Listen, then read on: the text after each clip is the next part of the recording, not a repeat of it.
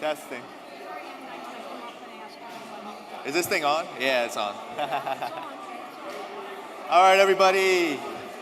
Please take your seats. Please take your seats.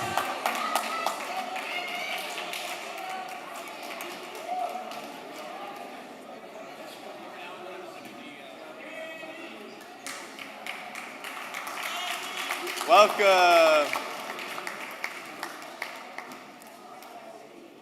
Greetings, greetings, greetings, greetings, everyone. It is great to be here. For those who you may not know me, I'm Danny Haiphong. I'm an independent journalist. Some of you may have seen me on YouTube or read my articles in places like Black Agenda Report. You may know that I am a big friend of China. I've been there 4 times in the last 4 years, and this particular panel is going to be incredible because we are going to end today's program talking about the hybrid war on China, or what I like to call total war, or the war on what is left of the very concrete victories that people have won over the course of the last century and beyond. But before we do that, I'm just going to go over the program today. We are going to have many speakers coming from online, and we're going to have our first talk by Henry Hakamäki, who is with Iskra Books. He is the co-host of Guerrilla History, and he is he's going to be talking about publishing and independent media as anti-imperialist practice. After him, I am going to talk about the big gap between Western mythology on China and China's actual achievements. Then we'll have Bahman Azad from the U.S. Peace Council, and then KJ Noh's talk, as you see from the top, the journalist and analyst on geopolitics from the Asia-Pacific region will be read by a comrade of ours, and then we will close from a message from my comrade and dear friend Carlos Martinez from the Friends of Socialist China. So we are going to talk about hybrid war right now, and I just want to give a bit of an overview about what hybrid war is. It is total war, and many people have already spoken, have talked about elements of hybrid war. But in my estimation, there are many different components. A huge component right now is economic war, the sanctions that are leveled on 29 plus countries around the world, seeking to cut them off from the global economy, to impede their development, and ultimately to overthrow these very particular governments. China right now is subject to many different kinds of sanctions on its high-tech industry, on its export industries, and it is not working. So we are going, I'm sure people will be bringing that up. There's the military component, the militarization of the Asia-Pacific meant to surround China, encircle China, and to ultimately isolate China from the rest of the world through the threat of war. Again, not working. Then we can look at the information war, which I will talk more about, which is about painting China as our enemy, painting China as the antithesis of humanity, getting us to fear China. And again, I don't believe that is working on the world stage. We have a lot of work to do, unfortunately, here in the US and the collective West.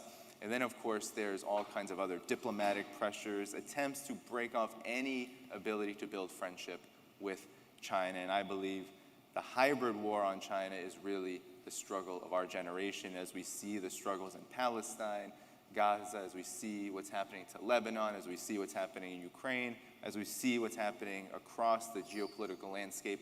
What drives all of these struggles, all of these geopolitical flashpoints, is the ultimate goal of isolating, containing, and ultimately ensuring that China no longer is able to celebrate another year of its independence and its socialist project.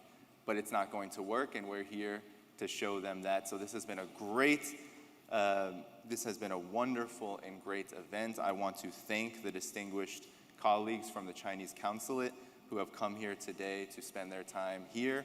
I want to thank the Friends of Socialist China.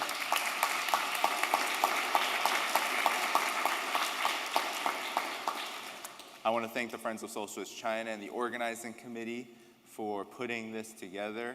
and all the hard work from comrades like Creighton Ward building a great program and a wonderful program, and of course all of you who have decided to attend today here in person and online. But without further ado, let's get to Henry Hakamäki of Iskra Books, co-host of Guerrilla History. Comrades, my esteemed fellow speakers, listeners, and dear friends of Socialist China. I'm Henry Hakamäki, and I'm honored to be invited to this seminar today as a representative of Guerrilla History and Iskra Books to discuss a topic that is crucial in the fight for a more equitable and just global society: publishing and radical, socialist and communist, independent media as anti-imperialist practice. As we celebrate the 75th anniversary of the People's Republic of China, it is essential that we reflect on the power of knowledge and narrative in shaping our understanding of the world. The imperialist West has long dominated the global media landscape, constructing and disseminating narratives that serve to uphold its hegemonic capitalist system. This narrative is designed to obscure the realities of imperialism and to vilify alternative systems such as socialism and communism. It is within this context that the role of publishing and independent media becomes paramount in the struggle against imperialism. The PRC's journey over the past 75 years has been one of monumental achievement and resilience, a testament to the power of a people united under the banner of socialism. Yet, this story is often distorted by the lenses of Western propaganda, which seeks to diminish the significance of China's socialist experiment.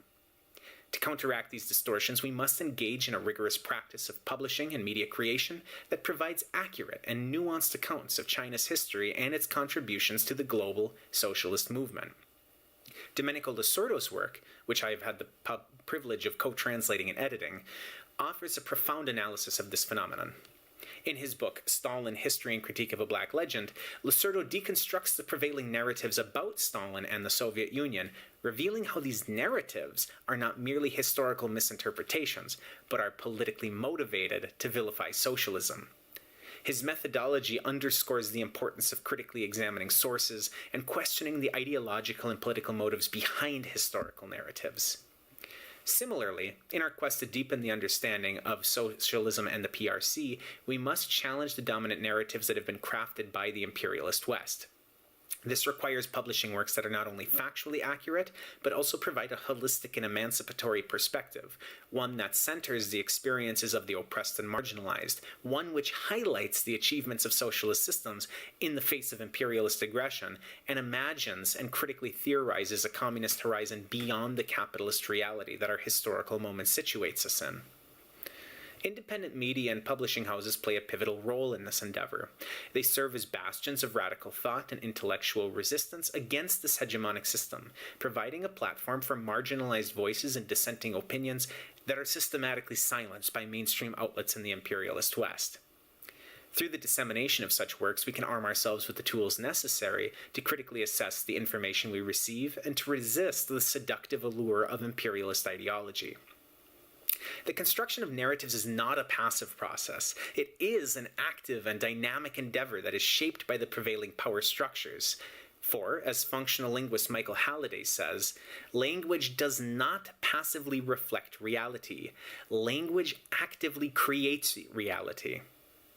In the case of neoliberal capitalism, the narrative is one of inevitability and superiority, a story that justifies the exploitation of the global South and the dominance of the North. This narrative is embedded in every facet of our lives, from the school textbooks that shape our worldview to the Hollywood films that entertain us. To effectively combat this, we must not only publish, but also promote materials that provide alternative perspectives. This means publishing, translating, and disseminating works from and about socialist countries and the socialist future, amplifying the voices of scholars and activists who offer insights into the successes and challenges of socialist societies, not least of which in the case of China. It means creating media that is accessible, engaging, and capable of reaching beyond the confines of the academic sphere. Our goal is not to create a mirror image of the imperialist narrative, but to dismantle it entirely, to lay bare the mechanisms of power and control that underpin it. By publishing and promoting anti-imperialist scholarship and media, we can empower individuals and communities to see through the fog of misinformation and to embrace the vision of a world free from the tyranny of capital. In the digital age, the battle for hearts and minds has become more complex, but also more vital. Social media algorithms and the monopolization of information by corporate giants have created echo chambers that reinforce existing biases shaped and maintained by the hegemonic reality in which we currently find ourselves. It is our duty to break through these barriers, to introduce nuance into the discourse, and to cultivate a media landscape that is truly democratic and reflective of the diverse experiences of the global majority. This is very much in the mission of Iskra Books, which is an all-volunteer-run, explicitly communist publishing company. Not only is it within our mission to publish materials vital for our struggle, but also to make these works as accessible as possible. Those of you who are familiar with Iskra are no doubt aware that in addition to our low-cost print editions, we offer all of our materials as free, high-quality PDFs on our site, iskrabooks.org.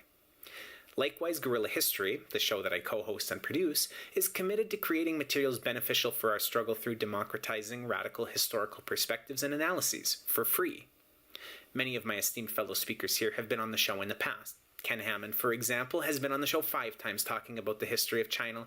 Gerald Horn has been on 3 times. Several others have been on the show as well, and no doubt you will continue seeing the participants here today on the show going forward. As we reflect on the past 75 years of China's socialist construction, let us not forget the importance of our own role in shaping the narrative of the future. By supporting and engaging with independent publishing houses and media outlets, we can ensure that the stories of the oppressed are heard and the truth about socialism and its struggles are not buried beneath the weight of imperialist propaganda. To conclude, publishing and independent media are not just vehicles for information. They are weapons in the fight against imperialism. They are tools that can be wielded to dismantle the ideological edifice that sustains the capitalist world system.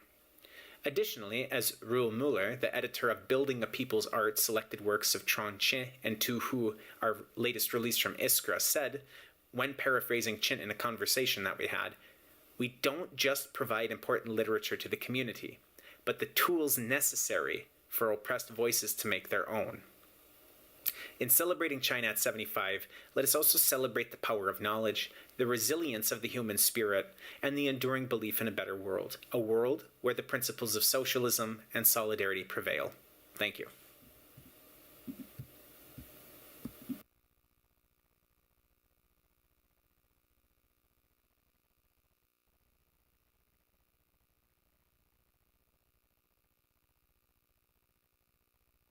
This thing on? All right, now it is. Many thanks to Henry Hakamäki for his contributions. Everyone should follow Guerrilla History. It's a great podcast. You learn a lot. And everyone should also check out Iskra Books, which is a great independent publisher doing publishing that is much needed here in the United States and the West. So, with that said, the next speaker is me. I will talk about China's achievements versus Western mythology. I found this to be important in the discussion of hybrid war because the information war is a huge part of ensuring that the many pillars of this hybrid war are able to continue onward unabated and unchallenged. So one of the biggest ways that we can challenge this information war, the misinformation we hear about China, is by going to China. And it is truly humbling to discuss this occasion of the 75th anniversary of the People's Republic of China when the world is facing a multitude of crises due to hybrid war, due to a global hybrid war led by the United States. Many people have brought up Palestine, have brought up what's happening to Lebanon right now, have brought up the slain leader, resistance leader, Hassan Nasrallah.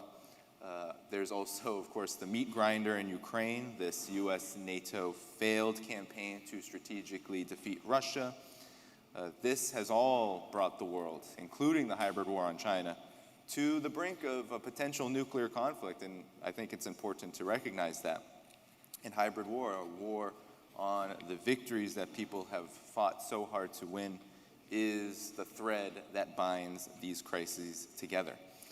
So in late August, I traveled to China for the 4th time in as many years and witnessed once again what the Chinese people have accomplished in their 75 years of building socialism and building an independent Chinese nation, or what China is increasingly called a rejuvenized Chinese nation, a rejuvenated Chinese nation.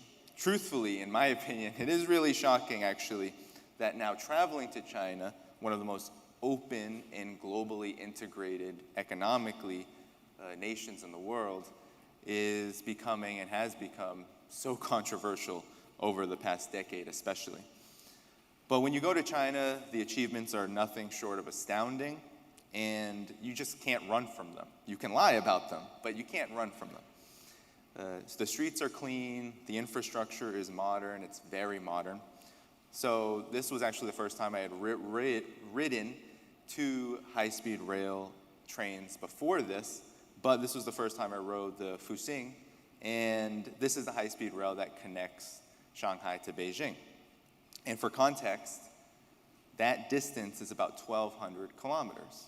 This train can go 350 kilometers an hour, and you can get to one end of Beijing to Shanghai in about 4 hours. And just for some context, in the United States, if you want to travel this distance, say New York to Chicago, your fastest train here will be 19 hours. So this feat alone is, I think, incredibly just shocking for many Americans and even Westerners, where there might be high-speed rail in Spain or somewhere else, but the trains are slower. China has now become the world leader in this very key infrastructure development.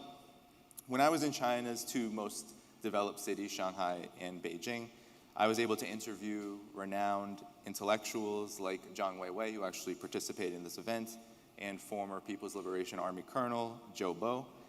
And from their insights, it is clear that China has indeed stood up and is now producing intellectuals and is now producing knowledge that reflects its status as not just a rising global power, but just a global power. China is now asking, what is its responsibility to the world, and what does it mean to lead? And prior to New China, so prior to the 75th anniversary, the 75th year of its founding, the impoverished and humiliating position that foreign powers subjected on China raised different kinds of questions, questions of subsistence and just basic dignity. So you can imagine that the enormity of this shift over the past 75 years just cannot be understated.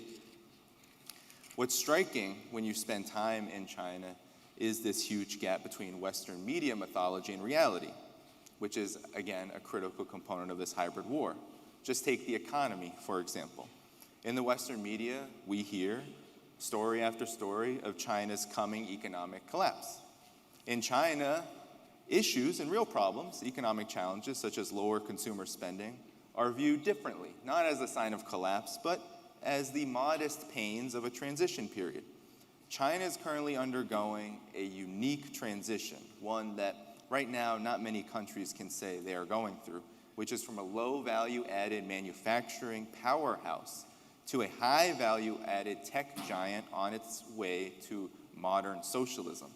So lower real estate prices are not viewed as some kind of crisis that the whole system is going to fall. That's just projection. That's what happens in the United States.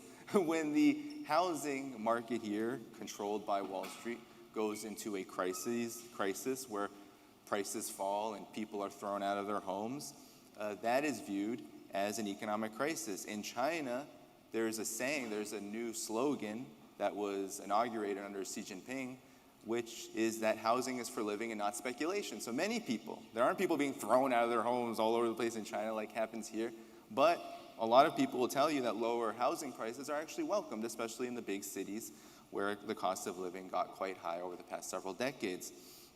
Reduced economic growth, 4 to 6% per year in GDP terms, is not a reason to panic in China, but the outgrowth of a particular plan. And for some context, 4 to 6% growth is still 2 to 3 times higher than Europe and the United States. But this is seen in the Western media as a huge crisis because at one point in the 90s and the early 21st century, China was growing at 10% plus. But the plan that China is undergoing right now is to inject momentum and capital into industries that will make China both the center of innovation on the planet and an economy that can open new heights for the standard of living of Chinese people. And this plan is working. Beyond slightly decreasing rates of GDP growth are explosions of growth in important fields such as renewable energy and high technology development. Huawei just released the first ever trifold phone with iPad-like capabilities, something that is very hard, I think, to imagine for people in the collective West who have never seen such a thing. China's undisputed leadership in the development of new energy vehicles. For example, China not only holds the majority of the world's electric vehicles in general, but about 98% of the electric buses in the entire planet. The fact that renewable energy drives about 40% of all economic growth in China, and the 13 to 14% year-on-year growth of high technology makes China's path toward a modern socialist country increasingly and abundantly clear, in contrast to the collapse narratives of the United States and Western mainstream media. China right now is dealing with a historic contradiction not faced by any other country on earth right now: the existence of relative poverty and uneven development in the face of growing abundance and a major drive toward common prosperity. That is, everyone is getting richer, incomes are growing, but it's not even just yet, and it can't be even just yet. Huge sacrifices were made and are still made in order to ensure China has this productive capacity, what Marxists like to call productive forces, necessary to achieve the goals of socialism with Chinese characteristics at an early stage. And now the emphasis is on quality development. So this is where the rubber meets the road on economic growth. It's not a reason to panic when an economy is growing 4 to 6% and quality is emphasized. So when you go to China, like I have just recently, you see this everywhere. Electric vehicles dominate eerily quiet city roads. The smoggy skies of the biggest cities are now blue. Public transit is pristine and cheap at around 50 US cents per ride. China is a land of an overwhelming number of domestically produced apps that can get you anything delivered from a meal to groceries to a mirror in under 30 minutes at an incredibly low price. At the end of my trip, I actually became sick with some mild congestion, and on numerous occasions, I had people help me buy traditional Chinese medicine online for just a few US cents to $1, and I would get it in a half hour or less delivered to me. So technology and tourism, you can imagine, are booming, and you can see this when you go to the Bund, which I did in Shanghai on a Monday evening, and it was absolutely packed, thousands of people. Some people tell me that it gets up to 1 million people on the Bund on some of the busiest days, and hundreds of thousands easily every single day. Or the lines out the door when new releases of Chinese-made products, such as the Huawei Mate XT, that trifold phone I was talking about, hits the shelves. I got to spend a week in Xinjiang this time around. I've been there once before, but this was my second visit, and it was my most memorable because I visited, and this is a big part of the hybrid war and information war on China. I visited an exhibition on the terrorism that happened there in Xinjiang. It witnessed huge displays meant to educate new officials, new police officers, and other people of the horrors that transpired over the course of the period of 1990 and 2016, when thousands of attacks brought instability and killed or injured thousands. I spoke with academics, business owners, ordinary people, and a threat emerged. Xinjiang is not the nightmare we are told in the Western media. It's more peaceful than it has ever been. It is more prosperous than it has ever been. It is more ethnically unified than it has ever been. This last statement garners the most controversy in the collective West. I spoke with an imam at a mosque. I saw dancing and celebrations in the streets every single day, wherever you went. And I crossed the Belt and Road into Kazakhstan and back it was easy, in a matter of minutes. There's an open border. There's booming trade between Kazakhstan and the 5 Central Asian countries, Russia included, and China. The wealth of ethnic diversity in Xinjiang, when you go to places like the Kazakh autonomous prefecture. And all along its borders is bringing with it an immense advantage under China's socialist economy, as tradition and culture is not only preserved but elevated to benefit both the increases of income of local people and to integrate the economy of the entire country and Xinjiang in particular with their neighbors to the west onward toward the rest of Europe. This is a huge hallmark of the poverty alleviation campaign, but truthfully the Belt and Road Initiative that directly questions the illegitimacy of what we see in the information war on China, the but at what cost narrative. How much is this costing? What is the cost of integrating China with the rest of the world? What is the cost of alleviating poverty? What is the cost we hear over and over again of China's particular policies with regard to Xinjiang?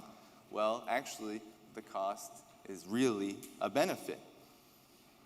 A critical element of the hybrid war on China is ideological. Information war goes hand in hand with the US empire's stated policy on containment. Containment is really just a nice word that sums up the US elite's anxiety about China as not only the biggest perceived threat to US hegemony, but one that is incapable of defeating China in a conventional war. We are being told by every segment of the ruling elite to hate China, to misunderstand China, and to fear China. The more we hate, the more we misunderstand, and the more we fear China, the easier it is for the rest of the hybrid war's economic and military policies to continue unchallenged. But I have the utmost confidence from both my travels and study that China will continue to reach new heights on the path to modern socialism. The Chinese people will defend their sovereignty with every inch of their lives. China's role as leader of the multipolar world will grow by leaps and bounds. It is we, the people here residing in the United States, those of us in this room, those of us watching, those of us who are unable to be in this room, who are not watching, who have the most work to do to win the kind of society that is driven by people's interests rather than naked profit, and peace rather than endless war. This is the biggest contribution we could make to the global class struggle, and indeed, this is China's biggest lesson to us all, because that is what they have won for themselves, and the benefits of their victory are being felt far and wide, inside and outside of China. Thank you so much. Thank you all for coming.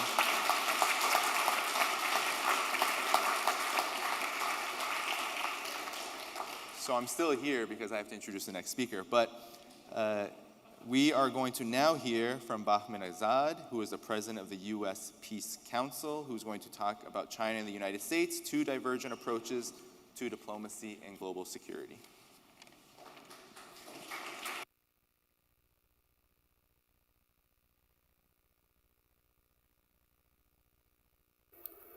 Greetings to our comrades and friends. Allow me to first congratulate, on behalf of the U.S. Peace Council, the organizers of this very important historical celebration of 75 years of China's revolution, which has turned China into a powerful global force for peace and human progress. I am honored to be part of this important event. A lot can be said about the magnificent achievements of China, especially during the last few decades, and particularly under the leadership of President Xi Jinping. But due to the shortness of time, I would limit myself to the area of diplomacy and global security, especially since both ruling parties in the United States are presenting China's rapid development and its growing role in the international arena as a threat to the interests of the United States, which is a clear falsehood promoted by the U.S. ruling classes to justify their antagonistic policy toward China. Let us look at China's approach to diplomacy and global security, which is significantly different from the crisis-oriented zero-sum diplomacy that is characteristic of the United States approach. In November 2023, a U.S. Peace Council delegation was officially invited by the Chinese People's Association for Peace and Disarmament, CPAPD, which is affiliated with China's Foreign Ministry, to visit China for a bilateral meeting. The issues that we discussed were quite multifaceted and included the question of China's global security initiative, China's diplomatic efforts, China's modernization process, U.S.-China relationship and the need for commitment to peaceful diplomacy, and ways to strengthen the global peace movement, all as integral part of President Xi Jinping's thoughts and policy. What became quite clear through these lengthy discussions is that on the issue of diplomacy and global security, there is a fundamental divergence in core values between U.S. and China. As far as the Chinese are concerned, they are firmly committed to the following 6 principles as articulated by President Xi Jinping and reflected in China's policy on diplomacy and global security.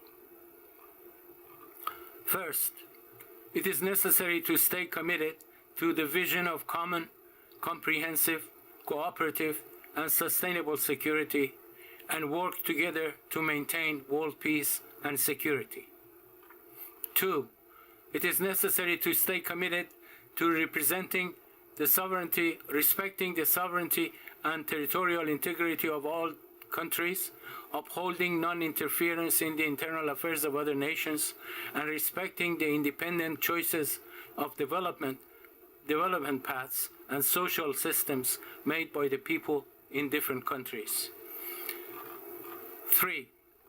Staying committed to abiding by the principles of United Nations Charter, rejecting Cold War and Cold War mentality, opposing multilateralism, saying no to bloc confrontations. 4. It is necessary to stay committed to taking the legitimate security concerns of all countries seriously, upholding the principles of indivisibility of security, building a balanced, effective, and sustainable security architecture, and opposing the pursuit of one's own security at the expense of the security of others. 5. Staying committed to peaceful resolution of differences and disputes between countries through dialogue and consultation, supporting all efforts conducive to the peaceful settlement of crises, rejecting double standards and opposing the wanton use of unilateral sanctions and long-term jurisdiction. And 6. It is necessary to stay committed to maintaining security in both traditional and non-traditional domains and working together on regional disputes and global challenges such as terrorism, climate change, cybersecurity, and biosecurity.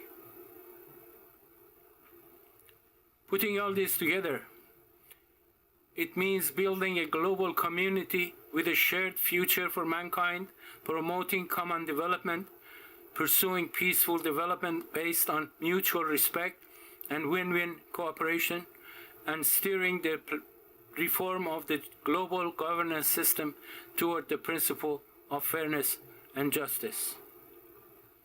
China has demonstrated its commitment to these principles in action. It would suffice just to mention the historic agreement brokered by China between Saudi Arabia and Iran that effectively ended the Obama's war in Yemen, or China's recent effort to bring various factions of the Palestinian resistance movement together, or its latest peace proposal together with Brazil for the war in Ukraine. With these principles and actions, no rational mind can be persuaded to see China as a threat to the United States. If any threat can be attributed to China, it is the threat of its peaceful policies to unilateralism and warmongering policies of the United States ruling classes. In contrast, U.S. diplomacy has as its core system of values the doctrine of full spectrum dominance, a military political doctrine produced by the U.S. Department of Defense and has its genesis in the worldview and principles of the Neocon project for the American century. This project, which has now become the essential feature of the U.S. national security strategy, sees its objective not just the ability to project U.S. military power globally, but also includes economic, political, and even cultural dominance through the use of information, media, and entertainment, and all aspects of knowledge production. It is a doctrine that explicitly sees the rise of any independent regional or global power as an existential threat to its hegemony, regardless of its political and ideological orientation. It is in this context that not only China, but the democratically elected President Maduro of Venezuela, or the struggles of the people of Palestine to defend their human rights, is considered a threat to the interests of the United States. The genocide that is taking place in Palestine right before our eyes at the hands of the US and Israel, with the rest of the world unable to bring the perpetrators of this crime of genocide to justice, is a graphic example who is the real threat to our world today.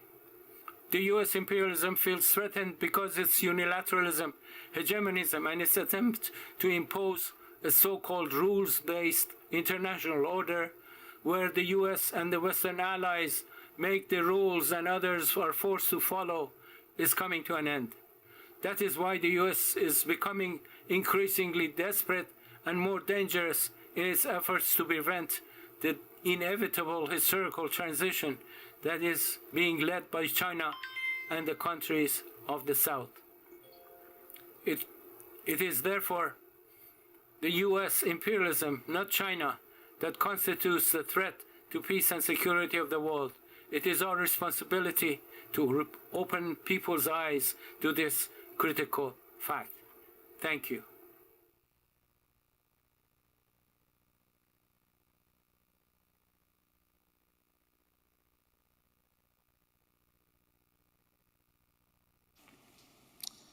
Okay, thank you so much to Mr. Bahman Azad. Now we are going to have KJ Noh's contribution. We cannot make up for the loss of KJ. He is a wonderful journalist. He runs critical media literacy and is also the host of a new show, The China Report. He co-hosts that with Amanda Yee. You should all follow that on YouTube. But he is not here, so his talk will be read by Alex Quinn. So please welcome Alex.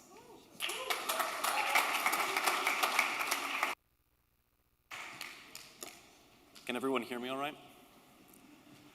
Friends, colleagues, comrades, it's a great honor for me to join you in this extraordinary historical moment of celebration and reflection on the 75th anniversary of the founding of the PRC.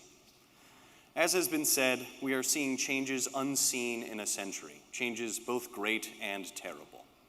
We are currently seeing the unraveling of an empire and its last desperate, violent, hideous death rattle.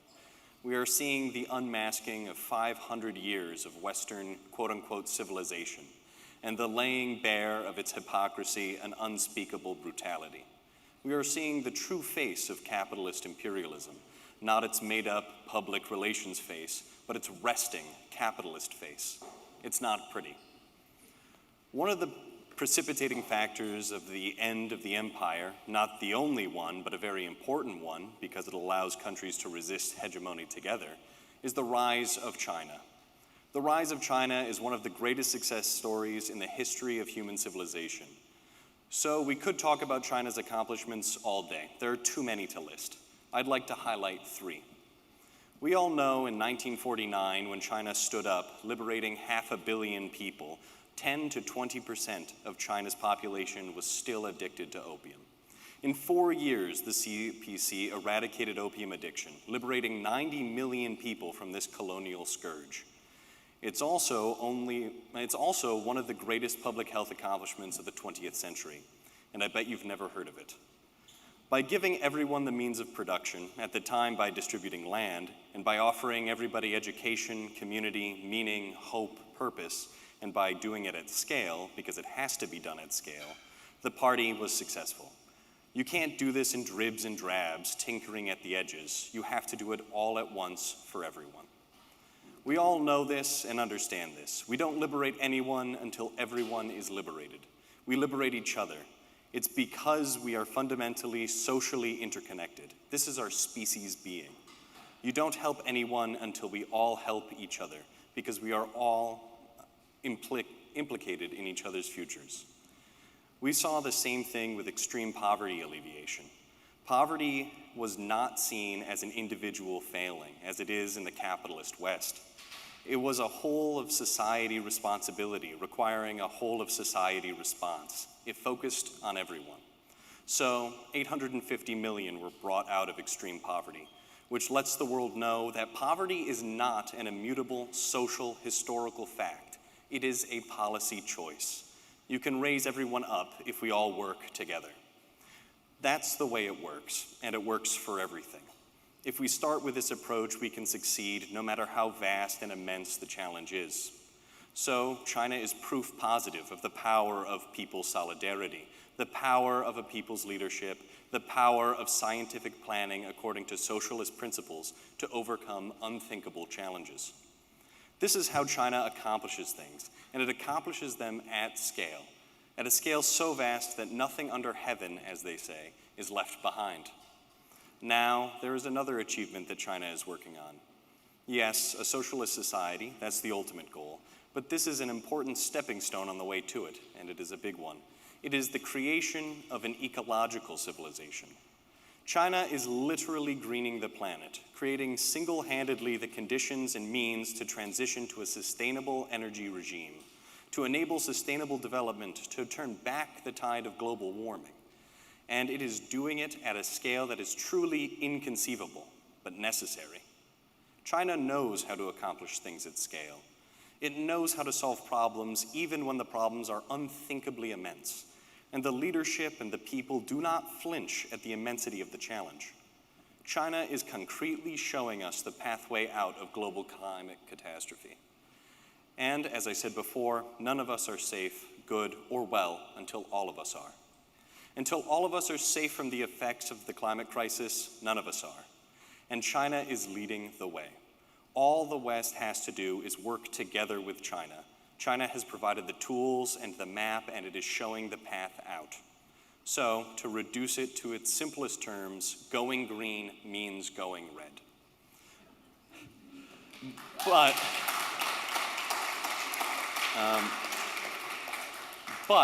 and there is a but, going green is going red.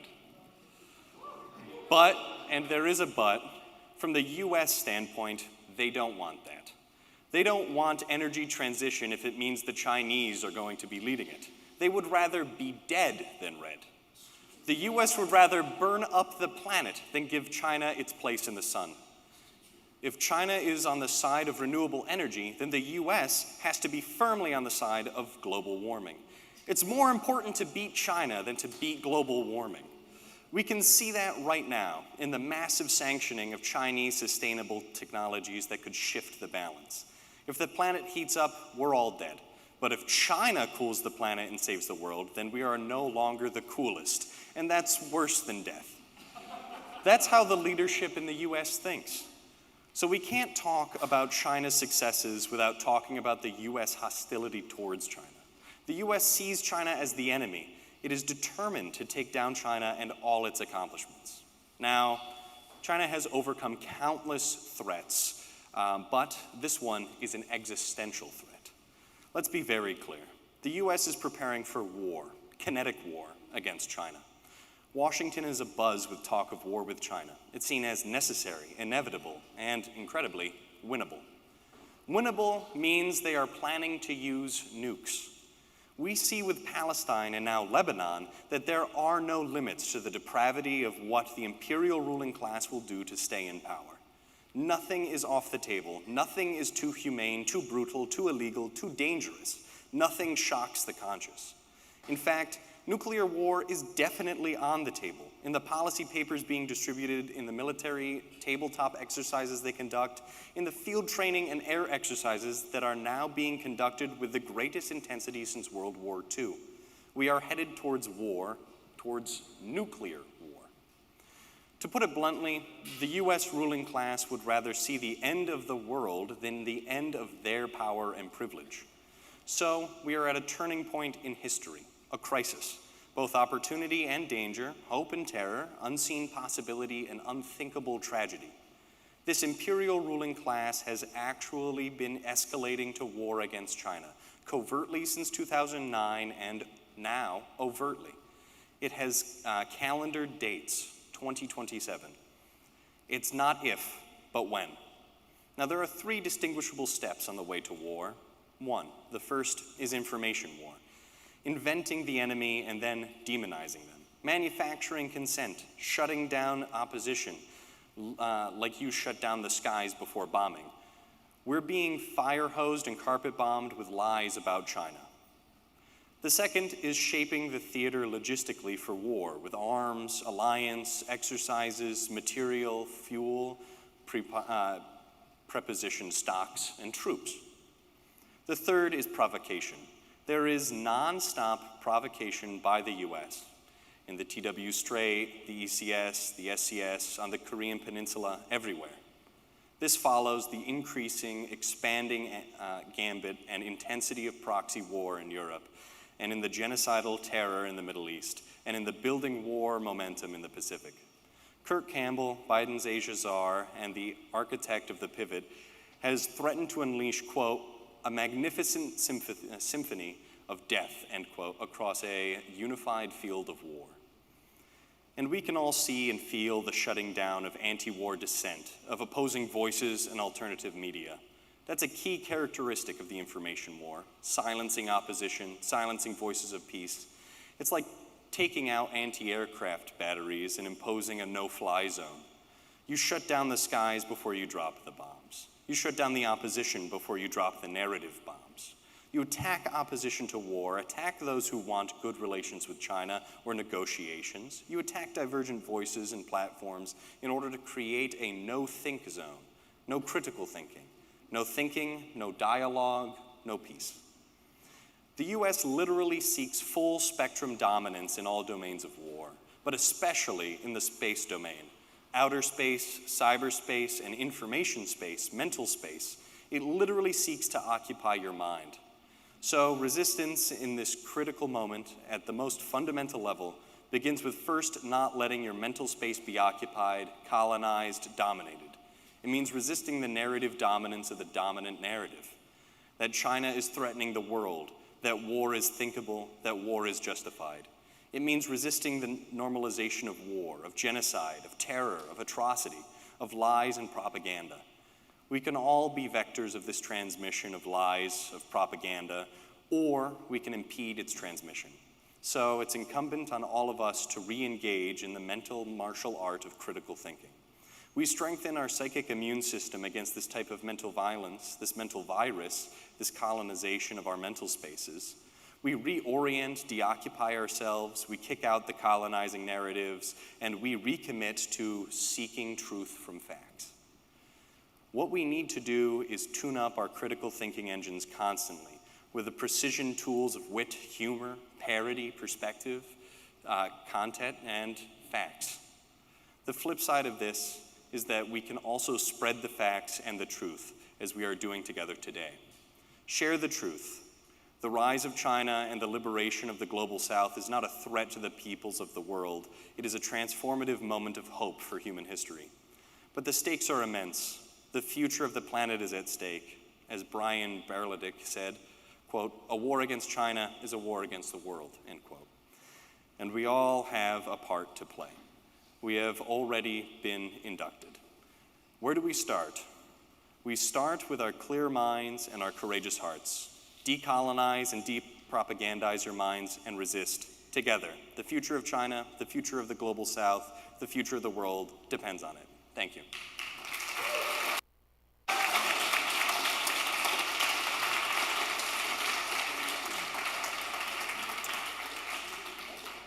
Thank you, Alex, for reading that, and I told you KJ would be good. So next, we actually have a special contributor addition to this panel, Mr. Omowale Clay of the December 12th movement, talking about Zimbabwe Looks East. Zimbabwe knows much about hybrid war, so we are going to turn it over to Omowale Clay.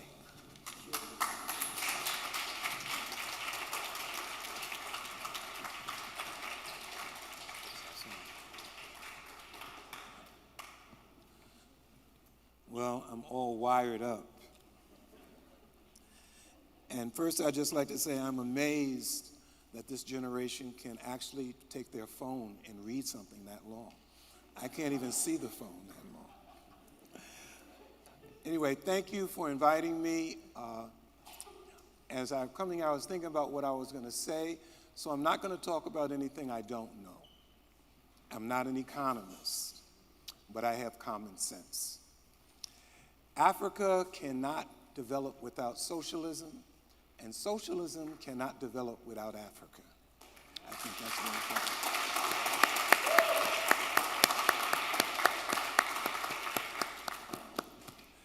I come from a generation that studied Mao, the Sino-Soviet split, the Gang of Four, Deng Xiaoping. You surround the cities don't come out to the countryside. So I think for those of us, at least in my generation, we started from a profound appreciation for China and the role of China in the world. And for African people and people of color, China represented a new road forward, because the first question, the very first question, is to liberate your nation. That's the very first question. For African people is to liberate Africa. The struggle is always first, what is liberation? What will that mean? How will it express itself? And so there was very early on the look towards China to see what China could do. With as many people as China had, how could China develop? It was socialism. It was socialism. It was socialism. You cannot develop without industrialization. You cannot develop without being able to feed the people. So the real impact of China's revolution from the very beginning was the enormous task China had, and then the lessons to be learned from that. So today when I talked about what I would speak about, because it's covered a broad range of issues and history and politics and ideology as it relates to the necessity to support China. For me, it manifests itself, and I wanted to talk about its relationship to Zimbabwe.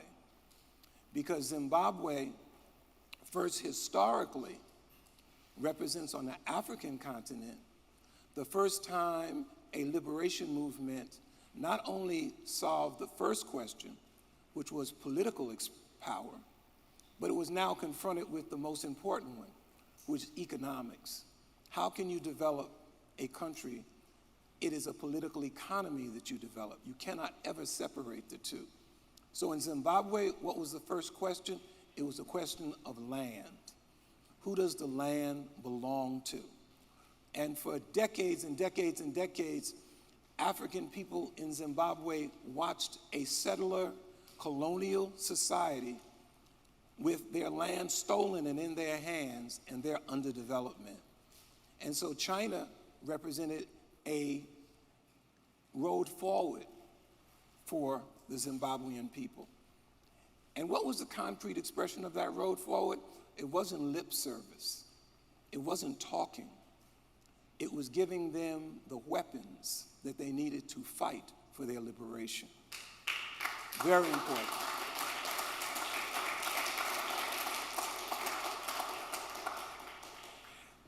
As everyone knows, the AK-47 was the general weapon of the end of colonialism. It fired in all conditions.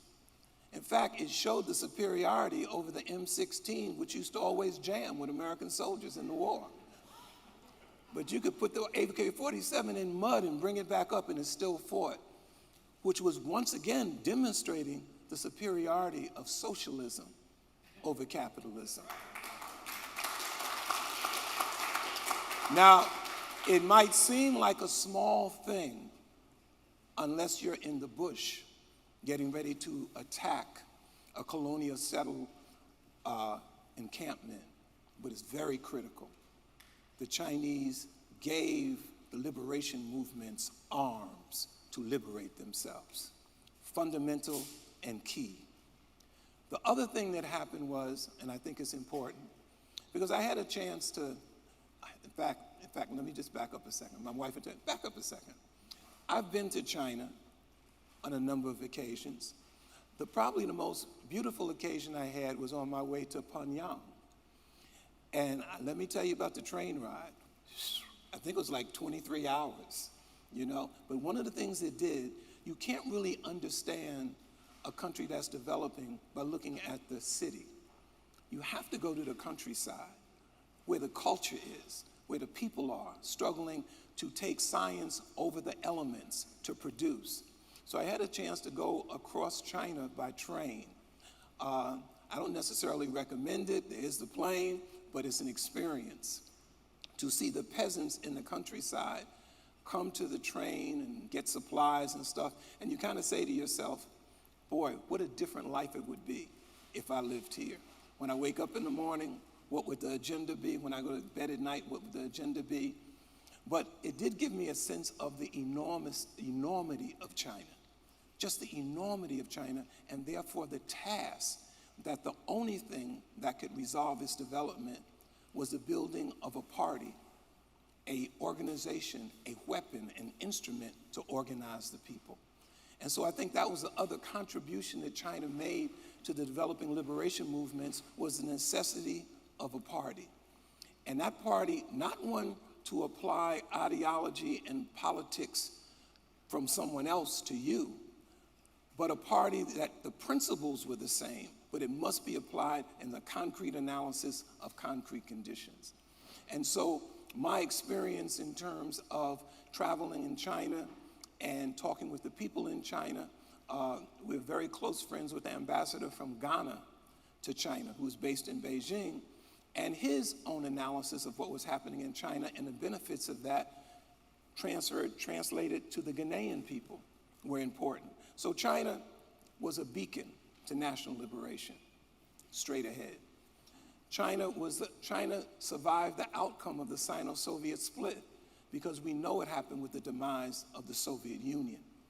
Just straight up, China represented a road forward for us against revisionism and backing off the question that people make revolution.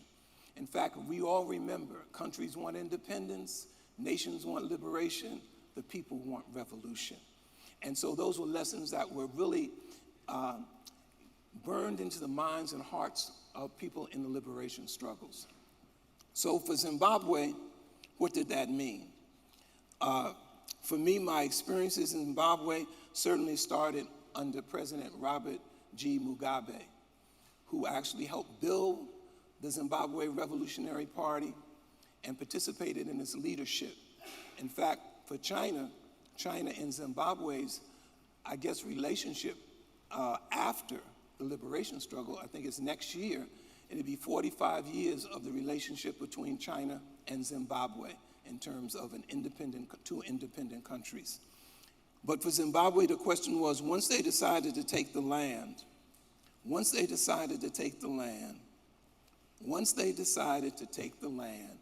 all the shit changed.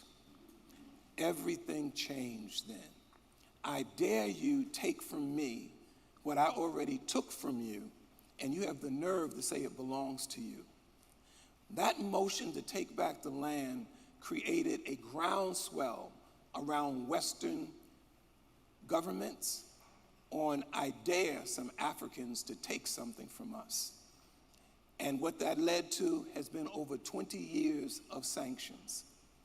And so what have sanctions meant? I think, in us talking about sanctions, most of the countries under sanctions are in Africa, right, Sarah? That's right, they're in Africa, you know? But in Zimbabwe, the purpose of the sanctions was to send a message to the rest of Africa. Don't you dare think about taking your resources back. That is a no-no. And so this crippling years of sanctions, what has it been its impact? Sanctions is a new atom bomb and hydrogen bomb. It stops you from being able to participate in the global economy. It stops you from being able to get things that you don't produce that are critically needed in terms of healthcare, in terms of agricultural products, all of the things you need to build a country. That's what the sanctions are there to do. And as they said in Washington one time for Zimbabwe, is to make their economy scream. And if it screams and it's loud enough, the people will now say to themselves, this government can no longer serve me any place but here. And so China plays now the most critical role in Zimbabwe. It was President Mugabe who developed the policy, a very critical policy that much of Africa is following now, which is the look east policy. To look east and not have to look for anything that has to do with development, industry. Let's not forget spare parts. Because whatever you have, when it breaks, where's the spare part gonna come from? And so China's role in that was critical in giving Zimbabwe an ability to fight the sanctions. To fight the sanctions, to win a victory over the sanctions, it was China's support. And to this very day, right now, it is that solidarity between Zimbabwe and China, reflected in the Forum on China and Africa Cooperation that just took place a little while ago. President Emerson Mnangagwa, the new president in Zimbabwe, had a conference with the president of China. And in that conference, they talked about the benefits of their relationship, the concrete benefits. Now, Omowale knows, first and foremost, I'm a Pan-Africanist. So we'll be clear about that. I'm a Pan-Africanist. I can't participate in solving the world's problems and not thinking about the priority of African problems. So let me tell you how this manifests itself. There are many people in our community, there are many people in the African community who view China as a new colonizer. They view the relationship of China to Africa as one of recolonization. And they raise this. There are two sides to that. One is the question of the feeling and the weakness of you don't control your own country. You haven't developed to that level. And so you're always leery of anyone who establishes any kind of business and financial relationships in your country. The other side of it is Western propaganda. Western propaganda. If you only read what the West writes, then you'll never, never, never, ever see your human rights, ever. And so there's been a battle also in our community over presenting the China question in its proper presentation. One of those is there are no armies, there are no former colonies that China had in Africa, the starting point. But you know, one of the things sometimes we forget, and it's tragic, some people want to criticize countries and they can't even run their neighborhoods. They don't understand what it takes to run a country, to feed the people, to deal with their health care, their food, clothing, and shelter. Those are immense challenges. And so if you're going to talk about China and its relationship to Africa and specifically to Zimbabwe, what comes to mind is the question of that relationship is not perfect. As Gabral said, tell no lies and claim no easy victories. It's not perfect.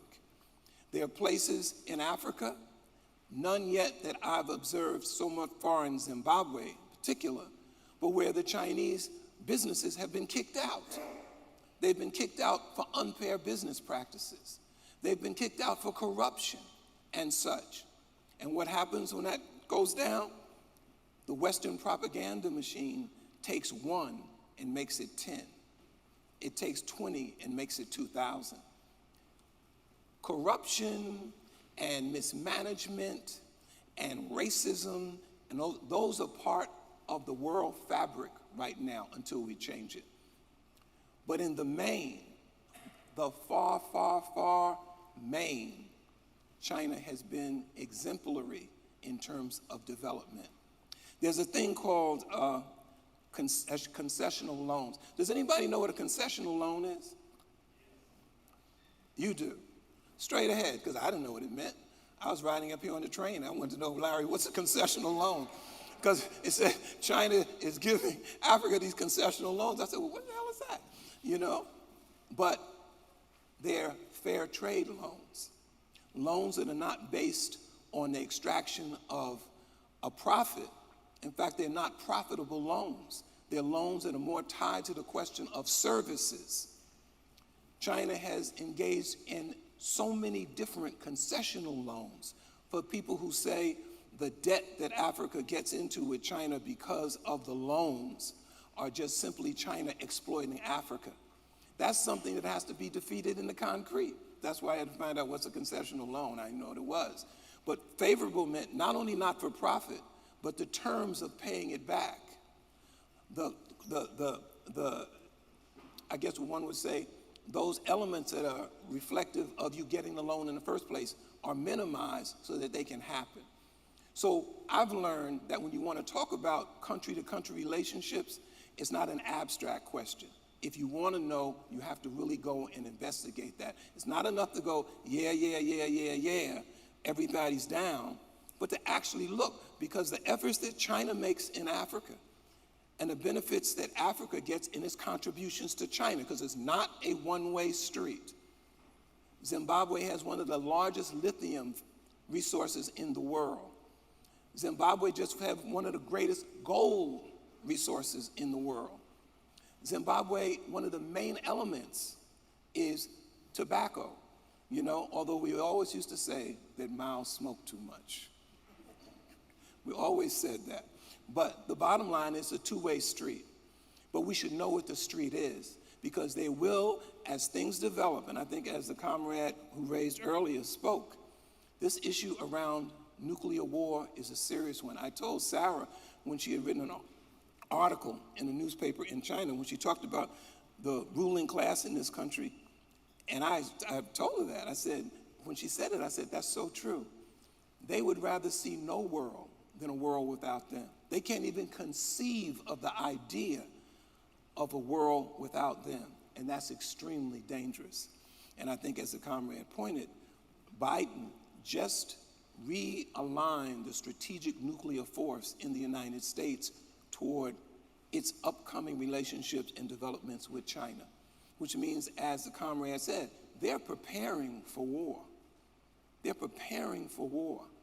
And you almost say in your minds, how could somebody conceptualize that? But they're preparing. And so I think, as I said, socialism cannot exist without Africa, and Africa cannot exist without socialism. And so for Zimbabwe, tell no lies, claim no easy victories. They're struggling inside Zimbabwe for which way forward. The example of China is a very powerful one. One of the things that got exchanged in this recent forum on China-Africa was the idea of what has China's experiences been in party building. What's its experiences been on the question of party organization and development? Those are lessons you learn over time. And the Zimbabweans are taking up some of those lessons to help streamline how they serve the people in their country. In fact, their new party conference is getting ready to take place next month. They actually said, we've streamlined it, we've learned some lessons from China on how to be more efficient, how to be more organized, and therefore how to be more productive. Those kind of lessons are tremendous lessons in country-to-country relationships in that regard. And so I didn't come to like spew out numbers that I wouldn't know, you wouldn't know whether they're true or not true. I mean, if I said 29% of Zimbabwe's production went up last year, what would that mean? Should it have been 50? Or should it have been 15? You know what I mean? So I didn't really come to that. I really came to just say that in my historical experience, in terms of the fight to build a party, the fight to build socialism, is that China is a weapon for the world's people against imperialism. And the Chinese people have demonstrated that this large amount of people, and this just as an aside, people say the only country in the world that could survive a nuclear war would be China. So you almost say to yourself, the madness of American and Western imperialism is madness in that sense. But the bottom line is the Chinese people have demonstrated over the decades that it stands on the side of humanity, it stands on the side of history, and that they will win. And that for me, Omowale Clay, the chair of the December 12th movement now, and for many of you who knew our comrade, Sister Viola Plummer, who passed this year, she would say to our Chinese comrades that solidarity forever. Solidarity forever. And my last comment would be to say that the building that we're sitting in right now, this one right here, and as I look on that wall of Malcolm X, I want to say to my comrade who's no longer with us, Olive Armstrong, that this building would not be here if it wasn't for the organizing of the Black consciousness movement to stop the city from tearing this building down. And we will not rest until there's a plaque up in this building honoring Olive Armstrong, because it wasn't supposed to be here. This was supposed to be a biogenetic research center, and it was stopped by organizing Olive's leadership and young Black activists. Stop this building from coming down.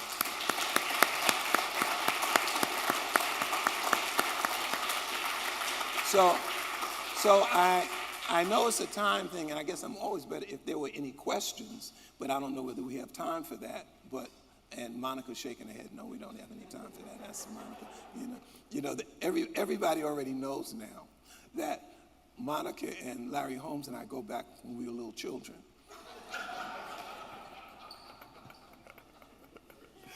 But thank all of y'all, and thank you for coming out. It's a very important program. Straight ahead.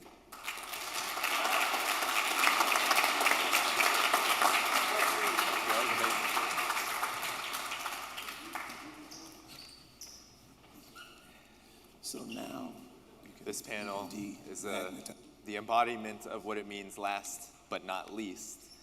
To what Omowale was saying, I was actually in Beijing during FOCAC, during the Forum on China-Africa Cooperation. I wasn't covering it, it was accidental, but I happened to be in Beijing. It was actually the last day I was there. The traffic was ridiculously horrible. Beijing is known for certain hours being terrible, but all day long. And why was it? All of Chang'an Road, it's the Tiananmen Square, Great Hall of the People, basically the capital of Beijing, was basically shut down to give preference to African leaders who were coming. All the flags were hanging all along Chang'an Road. I went to the Museum of the Communist Party of China. There was a red carpet laid out for when African leaders were going to visit. So even just that alone just shows the embodiment of what China is doing around the world versus what happens here in the US. Well, there were probably many, many, many back issues that arose in US Congress due to all of the standing ovation that Benjamin Netanyahu received during his last visit to Washington, D.C. That's the big difference here, and I just wanted to emphasize that before introducing my dear comrade and friend Carlos Martinez, who's going to give a special video message of Friends of Socialist China, a report from the London meeting, which just occurred as well. It was a great meeting, and he's a dear friend. We co-founded Friends of Socialist China together with Keith Bennett. I've been able to go to China with him a couple of times, so please do listen to his words now. Warm greetings and firm solidarity on behalf of the Friends of Socialist China Britain Committee on the occasion of your rally marking the 75th anniversary of the founding of the People's Republic of China. We held our own celebration in London yesterday in a historic venue, Boulevard Hall, a beautiful meeting and concert hall that's owned by the Venezuelan embassy.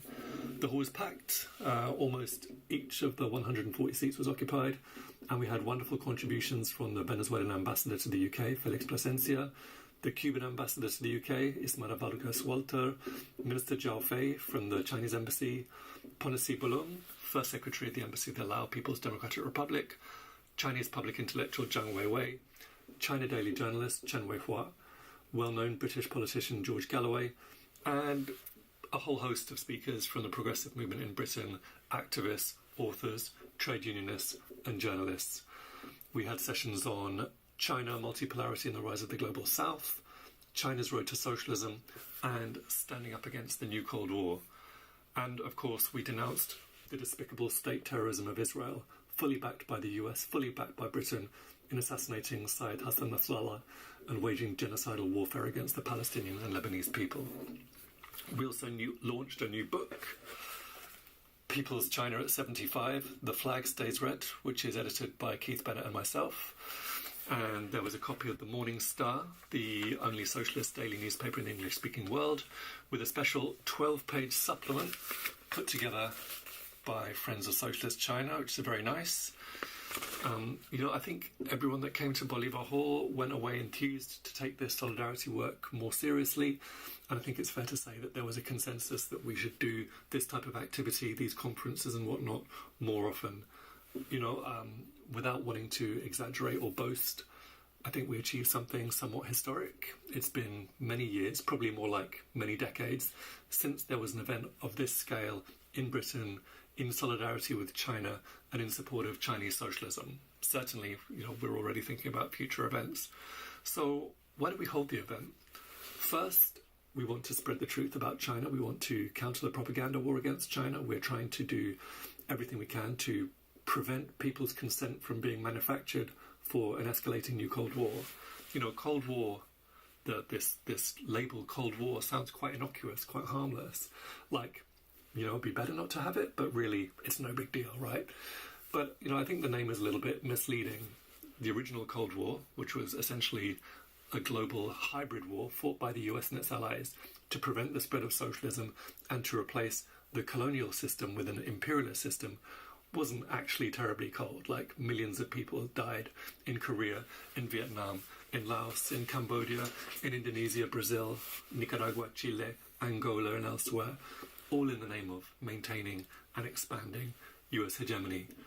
This new Cold War isn't so different. Like, it's got the same purposes and could well include many of the same brutal methods.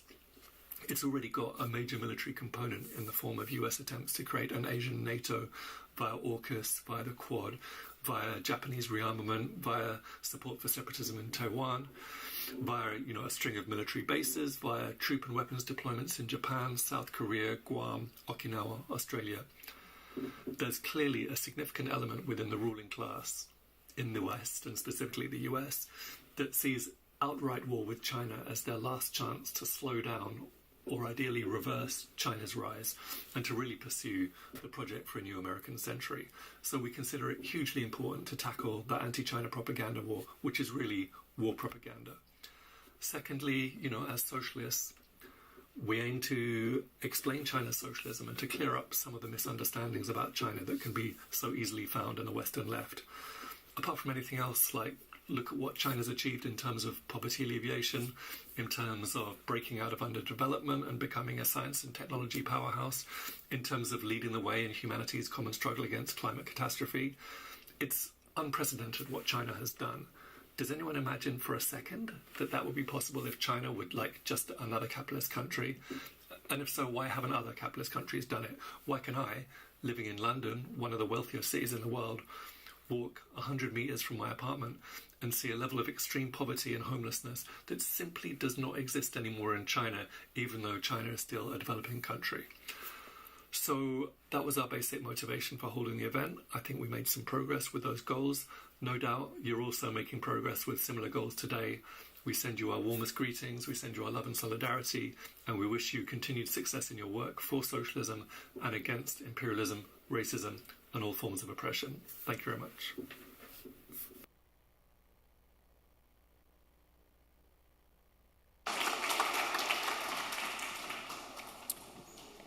So that actually ends the official speaking portion of this panel, but I did want to bring up Sarah Flounders, who's part of the organizing committee, who will give a few ending announcements, and then I will come and back and close. So, Sarah.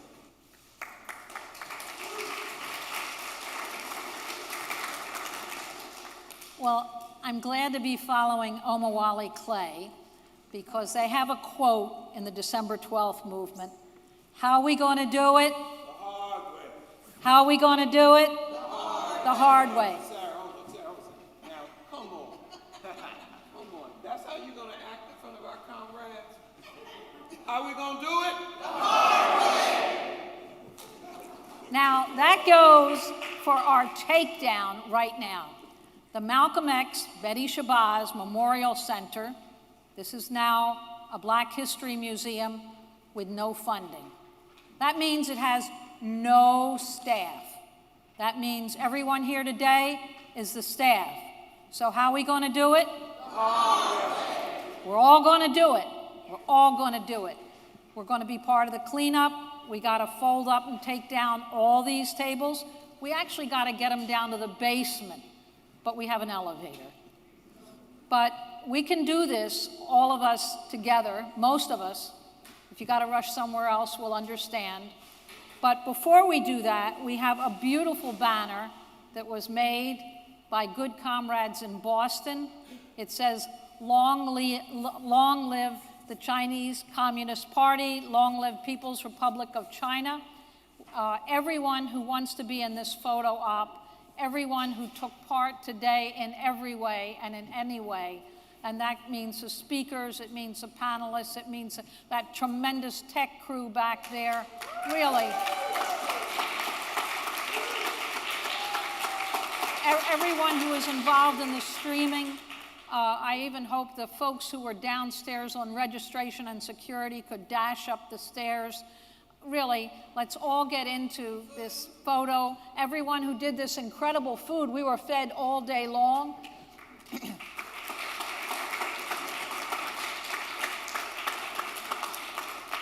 Under socialism, you get to eat every day, but at least we did it for today. So let's all do it together. Let's first do this photo, if we can, unless you have anything else to add. But if not, let's all get up here and get behind this banner. And then a few of us can take a picture, right? Good, good, that's exactly.